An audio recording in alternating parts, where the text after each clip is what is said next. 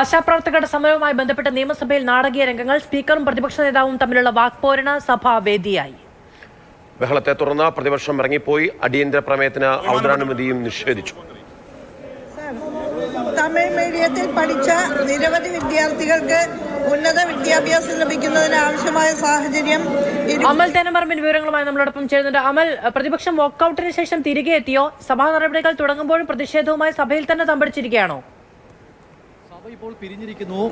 തിങ്കളാഴ്ച രാവിലെ 9 മണി വരെയാണ് സഭ പിരിഞ്ഞിരിക്കുന്നത്. 9 മണിക്ക് തിങ്കളാഴ്ച 9 മണിക്ക് വീണ്ടും സമ്മേളിക്കും എന്നാണ് സ്പീക്കർ പറഞ്ഞത്. വലിയ ബഹളമായിരുന്നു. സ്പീക്കറുടെ ഡയസിന് മുന്നിൽ പ്രതിപക്ഷത്തിന്റെ പ്രതിഷേധം തുടരുന്നതിനിടെയാണ് ഇപ്പോൾ നടപടികൾ പൂർത്തിയാക്കി സഭ പിരിഞ്ഞിരിക്കുന്നത്. പ്രതിപക്ഷ പ്രതിഷേധം ഡയസിന് മുന്നിലേക്ക് വരെ എത്തി. മുദ്രാവാക്യം വിളികളും പ്ലക്കാർഡുകളുമായാണ് പ്രതിപക്ഷത്തിന്റെ പ്രതിഷേധമുണ്ടായിരുന്നത്.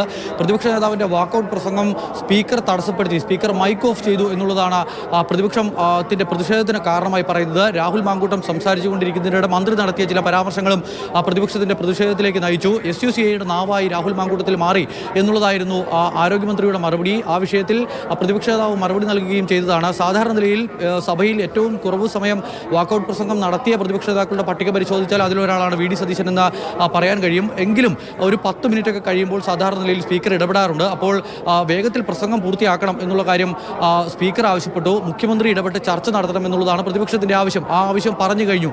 ഇനിയും പ്രസംഗം നീട്ടിക്കൊണ്ടു പോകേണ്ടതില്ല എന്നുള്ള കാര്യം പറഞ്ഞ് സ്പീക്കർ ഇടപെട്ടതോടുകൂടിയാണ് പ്രതിപക്ഷ നേതാവ് ആ വിഷയത്തിൽ പ്രകോപിതനായത്. അത് തീരുമാനിക്കേണ്ടത് സ്പീക്കർ അല്ല എന്നുള്ളതായിരുന്നു പ്രതിപക്ഷ നേതാവിൻ്റെ മറുപടി. അതിനുശേഷവും പ്രസംഗം തുടർന്നു. അപ്പോൾ സ്പീക്കർ ഓഫ് ചെയ്തുകൊണ്ട് സബ്മിഷൻ നടപടികളിലേക്ക് കടക്കുകയാണ് എന്ന് സ്പീക്കർ അറിയിച്ചു. അങ്ങനെ പ്രതിപക്ഷ നേതാവിൻ്റെ മൈക്ക് ഓഫ് ചെയ്തതോടുകൂടി പ്രതിപക്ഷ അംഗങ്ങൾ നടുത്തളത്തിലേക്ക് ഇറങ്ങി. ആദ്യം നടുത്തളത്തിലെ മുദ്രാവാക്യം വിളി, പിന്നീട് ഡയസിന് മുന്നിലേക്ക് എത്തി ആ മുദ്രാവാക്യം വിളിച്ചു. മറ്റൊരു കാര്യം എടുത്തു പറയേണ്ടതുണ്ട്. സമീപ കാലത്തൊന്നും സഭയിലെ പ്രതിപക്ഷ പ്രതിഷേധത്തിന്റെ ദൃശ്യങ്ങൾ സഭാ TV-യിൽ സംപ്രേഷണം ചെയ്യാറുണ്ടായിരുന്നില്ല. ഇന്ന് പക്ഷേ അതിന് വിപരീതമായി പ്രതിപക്ഷ പ്രതിഷേധത്തിന്റെ ദൃശ്യങ്ങൾ കൂടി സഭാ TV നൽകി എന്നുള്ള ഒരു കാര്യം കൂടിയുണ്ട്. ആശാവർക്കർമാരുടെ സമരം അടിയന്തര പ്രമേയമായി അവതരിപ്പിക്കുകയും അതേ തുടർന്ന് സ്പീക്കർ പ്രതിപക്ഷത്തിന്റെ പ്രതിഷേധം തുടരുന്നതിനെ സഭാ നടപടികൾ പൂർത്തീകരിച്ച് സഭ ഇന്നത്തേക്ക് പിരിഞ്ഞിരിക്കുന്നു. ഇനിയും അടുത്ത തിങ്കളാഴ്ച VD സതീശനും തമ്മിലുള്ള തർക്കം ഇപ്പോൾ ഒരു തുടർക്കഥയായിരിക്കുകയാണ്. പരസ്പരം എപ്പോഴും അത് സാധാരണഗതിയിലുള്ള സഭയിൽ സംഭവിക്കുന്നതിനപ്പുറത്തേക്ക് വ്യക്തിപരമായി പോലും പോകുന്നുണ്ടോ എന്ന്